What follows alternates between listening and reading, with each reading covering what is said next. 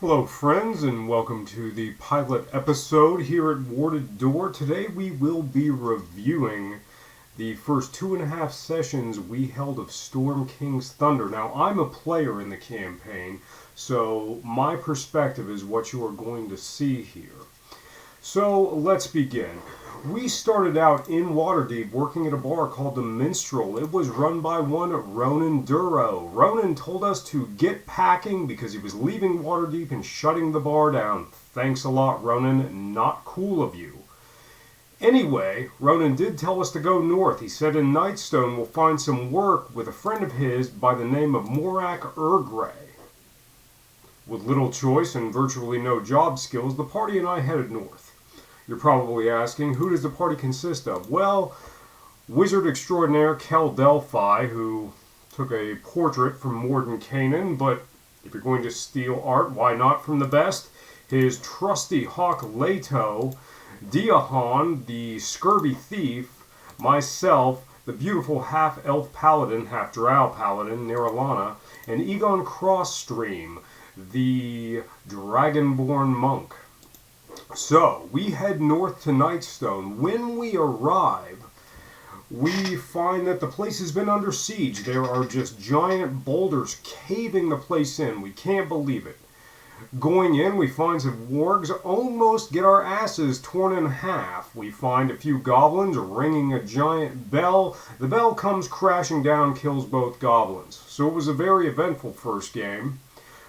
There we do discover one Kella Darkhope. Kella's holding a crossbow to us until she finds out that we are not one of the goblin attack force, and come to find out that the city was not sieged by catapults, but rather these giant boulders fell from this castle in the sky, which blew us away when we heard it, of course.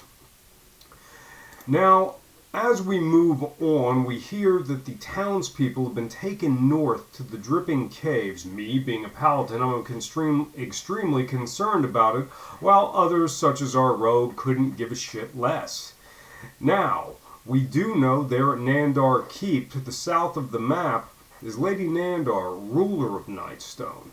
After a very clumsy traversing of the moat, we make our way over to the keep.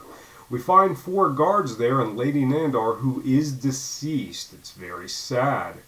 Being the dumbass that he is, Diahon tries to steal the ring from her finger while the guards are around her, changing their attitude to unfriendly. It really sucked for us. Then, to make matters worse, he goes upstairs and tries to break into the chest in Lady Nandar's at the foot of her bed, I believe it was. The flying sword comes off the wall and attacks. It has to be beaten down. The guards are very pissed about it all. And who can blame them? As that is not cool. I was asleep in the silo, by the way. As a paladin, I would never condone such a thing. Anywho, it comes to the point where Kella's backup arrives, led by Zolkin Alexandar, at what point we find out that Kella's actually a Zentarum agent. Once that happens, a troop of orcs begins to show up here at the western entrance.